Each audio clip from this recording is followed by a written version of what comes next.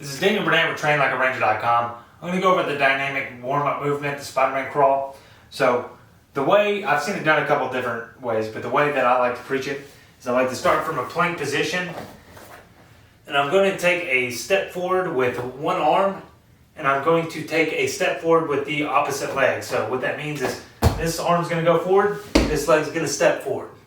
So this arm goes forward, opposite leg goes forward. And I'm going to dip my elbows down, and I'm going to feel a stretch on the inside of my hips on this side, and then I also feel it in my hip flexor on this side. I'm getting pretty much total body activation as I'm having to walk forward with my hands and keep stable. And I'm going to step forward with this other hand, step forward with this leg, and then dip down. So let me start back where I was, and I'll give you guys a variation for guys who don't have a lot of space or who are newer to this and having a hard time working with this movement.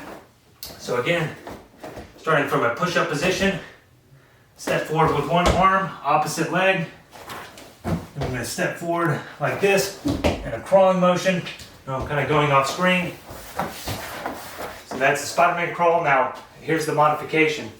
I'm going to kind of turn so you guys can see what's happening here. So starting from a push-up position, I'm simply going to stay in this push-up position. I'm just going to step up my leg and dip my hips and elbows a little bit. So I'm still getting that stretch on the inside of my hip and on my hip flexor. And then I'm going to simply switch sides, step forward, dip down, step forward, dip down, step forward, and dip down. So that's the modification that you can do. And that is a good dynamic warm-up movement known as the Spiderman Crawl.